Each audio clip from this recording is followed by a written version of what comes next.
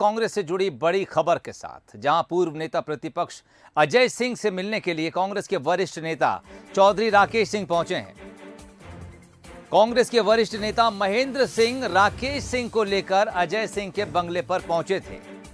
आपको बता दें, अजय सिंह और राकेश सिंह के बीच लंबे वक्त से राजनीतिक दूरी बनी हुई है, लेकिन अब इस मुलाकात को 2023 से पहले कांग्रेस में एकजुटता के लिए महत्वपूर्ण माना जा रहा है। क्या यही कांग्रेस का प्लान है? क्या तमाम रूठे नेताओं को, जो नेता दूरी बना चुके हैं, उन्हें एक साथ लाने का प्लान अब 2023 के मद्देनजर बन रहा है? अजय सिंह के बयान से ऐसा ही लगता है। अजय सिंह ने इस मुलाकात के बाद अपने बयान में कहा है कि कांग्रेस 2023 का चुनाव एकजुटता के साथ लड़ेगी। क्या कुछ कहा, सुनिए। जी और राकेश सिंह जी साथ आ रहे, दोनों वरिष्ठ नेता यहाँ मुझे दिखाई दे रहे हैं। अजय जी, क्या कहेंगे जिस तरह की चर्चाएं चल रही है 2023 के चुनाव को लेकर? राकेश जी भी आपसे मिलने पहुंचे, दोनों की लंबे अरसे के बाद मुझे लगता मुलाकात हुई होगी, मैं भी देखते रहा हूं। तो इस मुलाकात के क्या मायने निकालें? क्या 2023 को लेकर ये मैसेज है? देखिए, राजनीतिक लोग जब भी मुलाकात करते हैं तो उसका कोई ना कोई मायना होता है। राकेश चौधरी जी हमारे उपनेता रहे हैं, हमारे साथ रहे हैं, बीच में किन्हीं कारणों से थोड़ा अलग हो गए थे। आज हम सब मिलकर 2023 की तैयारी कर रहे हैं। तो 2023 के पहले का ये एक मैसेज है कि जो भी लोग सोच रहे हैं। मैं 6 महीने से सीधी और रीवा अंचल में घर वापसी का आयोजन कर रहा हूँ। बहुत सारे लोग जो बीजेपी के हैं, कांग्रेस के भटक गए हों, सब लोगों की घर वापसी, करीब हजारों लोगों की घर वापसी हो चुकी है। तो ये कोई नया काम नहीं है। और राकेश चौधरी जी तो उनका पुराना घर है, अपने घर पर है। तो अभी और कौन, जैसा आप कह रहे हैं, आप लंबा प्रयास, और हमने देखा कि जी अभी समय थोड़ा और आने दीजिए, देखते चलिए क्या क्या होता है। मतलब बहुत कुछ होना बाकी है। बहुत कुछ बाकी है। राकेश जी, दोनों की मुलाकात हुई लंबे अरसे के बाद। ये सौभाग्य की बात है। और अजय सिंह जी, आदरणीय अजय सिंह जी मेरे बड़े भाई भी हैं, लीडर भी हैं। आज कई वर्षों के बाद मैं फिर से उनके नज़दीक आया हूँ, ये मेरा सौभाग्य है। और हम लोग मिल के कांग्रेस की मजबूती के लिए काम करेंगे, अजय सिंह जी के नेतृत्व में काम करेंगे और कांग्रेस 2023 में फतेह हासिल करेगी मध्य प्रदेश में। मतलब ये माना जाए कि अब कोई दूरी नहीं है, अब सब एक है? कदापि दूरी नहीं है। बीच का एक समय दुर्भाग्यपूर्ण था और बीजेपी और बीजेपी के नेताओं के बारे में जितना मैं जानकारी रखता हूँ उतना शायद ही किसी के पास हो। समय आएगा तब मैं उस पर बात करूंगा। तो जैसा अजय सिंह और राकेश चौधरी के बीच बात हुई है, चर्चा हुई है, दोनों ने ये साफ कर दिया है कि अब दूरी ना रहे कोई, इतने करीब आओ। तो वो वही चीजें दिखाई दे रही, दोनों बहुत करीब है और 2023 की तैयारी को लेकर आगे बढ़ चले। यानी मतलब साफ है कि 2023 में कांग्रेस एकजुटता के साथ एक बार फिर भारतीय जनता पार्टी को टक्कर देने की तैयारी में है। भरत बुंदेला के साथ मनोज सैनी, पंचमढ़ी, भोपाल। चलिए, राकेश सिंह का कहना है कि मेरा सौभाग्य है कि मैं अजय सिंह से मिलने आया और अब कोई दूरी नहीं रहेगी। लेकिन इस मुलाकात के ऊपर बीजेपी का कुछ और सोचना है। बीजेपी विधायक रामेश्वर शर्मा ने अब इस मुलाकात पर निशाना साधा है। रामेश्वर शर्मा ने कहा है कि पहले राकेश सिंह का साथ नहीं दिया और अब दुश्मनी मिटाने का ढोंग किया जा रहा है। रामेश्वर शर्मा ने यह भी कहा है कि दरअसल जिन दो लोगों की मुलाकात हुई है, ये एक दूसरे के कट्टर दुश्मन। जब राकेश सिंह जी को जरूरत थी तब तो अजय सिंह जी नहीं मिले, तब तो अजय सिंह जी ने खुली जंग खोल दी थी राकेश सिंह जी की। अब राकेश सिंह जी की जिंदगी में कुछ पड़ाव बचा नहीं, इसलिए मिलने की कोशिश जारी है। इसलिए अब मिलो। एक दूसरे की गला काट की राजनीति चलने वाली कांग्रेस अब एक दूसरे को मिलाकर कौन सा ढोंग रच रही है? जनता भी जानती है और नेता भी जानते हैं, और एक दूसरे से जो मिल रहे हैं वो भी जानते हैं कि कौन किसको मिलाकर क्या मारने वाला है। इसलिए मिलते रहो, हमें कोई परेशानी नहीं है। पर भारतीय जनता पार्टी का एक कार्यकर्ता आम नागरिक से मिलेगा, उसकी सुख दुख की चिंता करेगा, इस देश में राम राज के सपने साकार करेगा, अवध में राम मंदिर भी बनाएगा और गरीब की झोंपड़ी भी पक्की करेगा। चलिए, कांग्रेस नेताओं का सोचना है कि उनकी दूरियां मिट रही हैं तो 2023 का जो चुनाव है वो कांग्रेस बेहतर तरीके से लड़ पाएगी। लेकिन बीजेपी का यह मानना है कि इन नेताओं की मुलाकात से कुछ नहीं होगा, ये दूरियां बनी रहेंगी और आगे आने वाले समय में कांग्रेस को इसका खामियाजा भुगतना पड़ेगा। कांग्रेस बीजेपी अपने अपने मत हैं, क्या कुछ कहना है, कुछ और लोगों से बातचीत करेंगे। अजीत सिंह भदौरिया साहब मेरे साथ जुड़े हैं, प्रवक्ता हैं कांग्रेस के। अजीत सिंह साहब, बहुत स्वागत है। आशीष अग्रवाल साहब मेरे साथ जुड़ गए हैं, प्रवक्ता हैं बीजेपी के। आशीष साहब, बहुत स्वागत है आपका बंसल न्यूज़ में। अजीत सिंह साहब, मेरी आवाज आपको मिल रही है?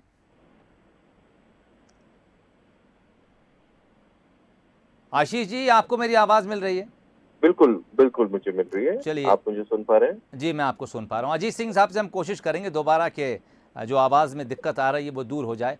आशीष साहब, एक मुलाकात आज हुई यहाँ पर दो ऐसे नेता कांग्रेस के जो पिछले काफ़ी लंबे समय से किसी मनमुटाव के चलते या यूँ कहिए कि कुछ अपने अपने मकसद रहे होंगे जिसके चलते आपस में नहीं मिलते थे।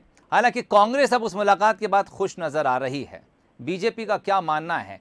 इन मुलाकातों के क्या कुछ मायने निकलते हैं जो 2023 में कांग्रेस को एकजुट करके बीजेपी के बरक्स लाकर खड़ा करेंगे, या फिर बीजेपी को लगता है कि नहीं, इन मेल मुलाकातों का अब कोई मान या कोई कीमत अब रह नहीं गई है?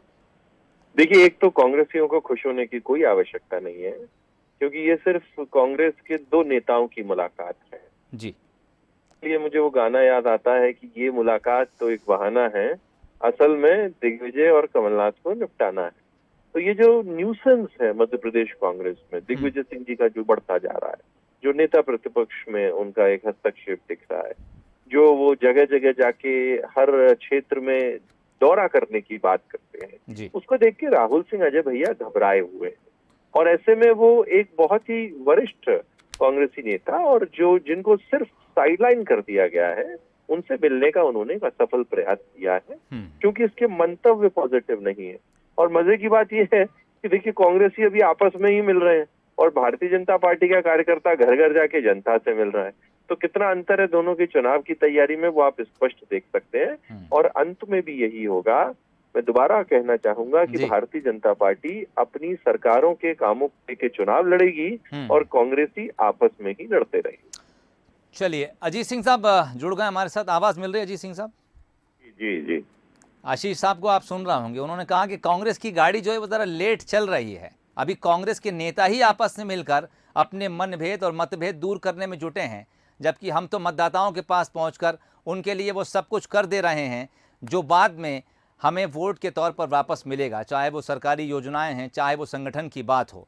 क्या मानते हैं अजीत सिंह साहब, इन मुलाकातों के कोई मायने अब 2023 के मद्देनजर या फिर आने वाले 2024 के मद्देनजर?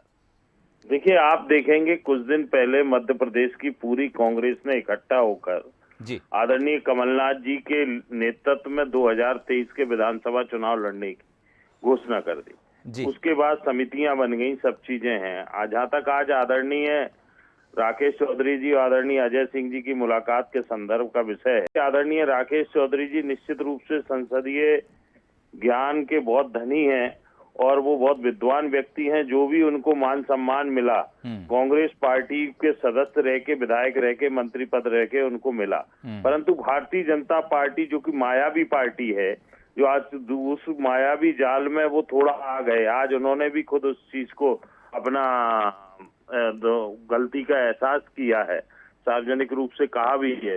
तो परंतु उसको बहुत जल्दी उनको भारतीय जनता पार्टी के नेताओं की हकीकत समझ में आ गई, जिसको उन्होंने, कांग्रेस के तो सदस्य ऑलरेडी थे ही आदरणीय राकेश चौधरी जी, आज अजय सिंह जी जो कि उस समय तत्कालीन नेता प्रतिपक्ष थे, सदन के नेता थे, और आदरणीय राकेश जी उपनेता थे, उस चीज को कहीं कोई उनके मन में बातचीत हो उसको जी। अजीत साहब, देखिए, अब राकेश सिंह साहब की जो काबिलियत है उसका फायदा कांग्रेस को क्या मिलेगा, ये एक अलग बात है। लेकिन जैसा कि आशीष साहब कह रहे थे, आशीष साहब का ये मानना है कि ये तो कांग्रेस के भीतर एक नया गुट खड़ा हो रहा है।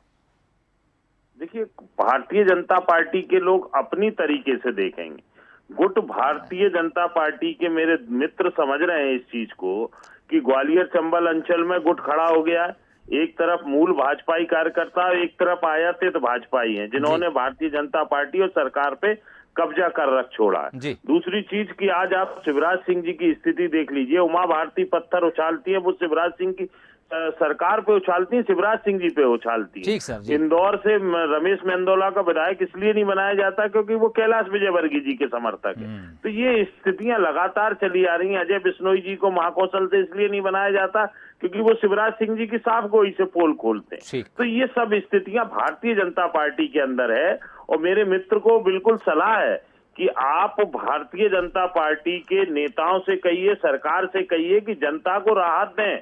जो ठीक है, महंगाई जी की मार और बिजली कटौती की मार जो मध्य प्रदेश में जी जनता साहब। झेल रही है, जी, जी। उसको कम से कम राहत प्रदान करें, तब ठीक, जनता भारतीय मैं जनता रोकना पार्टी के चाहूंगा। बारे में अजीत साहब। सोचेगी नहीं, जिस तरीके से जी। 2018 ठीक है जी में। साहब, मैं रोकना चाहूंगा, समय मेरे पास थोड़ा कम है। बहुत शुक्रिया तमाम बातचीत के लिए। आशीष अग्रवाल साहब, आपका बहुत शुक्रिया। समय कम है, दो नेताओं की मुलाकात हुई। इस मुलाकात को लेकर कांग्रेस का कहना है कि इस तरह की मुलाकातें आगे भी होंगी, कांग्रेस की मजबूती के लिए ज़रूरी है, जबकि बीजेपी का कहना है कि इन मुलाकातों से कांग्रेस को कोई फायदा नहीं मिलने वाला, बल्कि इसके भीतर कुछ नए गुट भी खड़े हो सकते हैं।